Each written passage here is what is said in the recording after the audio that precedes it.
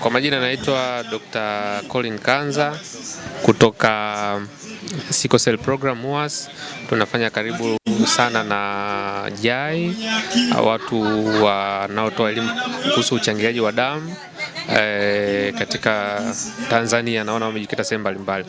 Sisi kama Sickle Cell Program tupo MUHAS pale na tunafanya huduma mbalimbali kuhusu sickle cell, kijumuisha utafiti kuhusu sickle cell, huduma za kiafya na elimu kwa jamii na katika watu wa afya kuhusu sickle cell.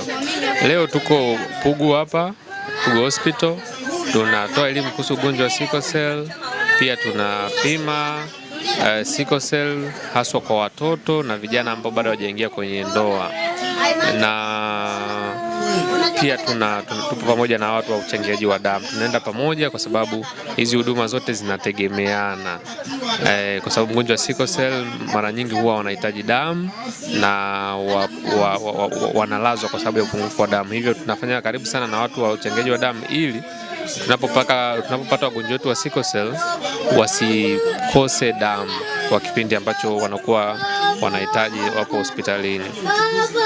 Sickle cell ni ugonjwa wa kurithi wa damu ambao unatoka kwa wazazi wote wawili, na mtoto anazaliwa na sickle cell endapo unakuwa wazazi wake wote wamebeba vinasaba vya sickle cell. Sio kwamba wote wakibeba vinasaba vya sickle cell lazima wazaliwe na ugonjwa wa sickle cell, ila chansi inakuwa kubwa ya mtoto kuzaliwa na ugonjwa wa sickle cell. Sickle cell kwa Tanzania takribani zaidi ya watoto 14,000 wanazaliwa na ugonjwa kila mwaka, na Tanzania ni moja ya nchi zenye wagonjwa wengi wenye sickle cell. Kwa hiyo juhudi zinaendelea kitaifa katika kutoa elimu, kwa sababu changamoto kubwa ya ugonjwa wa sickle cell ni kupata elimu ili mtu ajue ni namna gani tunaweza tukaepusha ule mzunguko au mwendelezo wa ugonjwa huo wa ugonjwa wa sickle cell.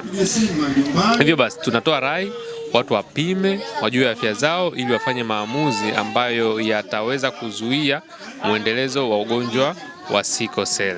Kwa hiyo huduma za sickle cell zinatolewa katika hospitali za serikali na za private. Kupata elimu, majarida mbalimbali yanayotoa elimu kuhusu ugonjwa wa sickle cell ili watu waweze kuelewa na waweze kupima na waweze kufahamu afya zao na kuweza kuzuia ugonjwa huu usiendelee. Asanteni sana.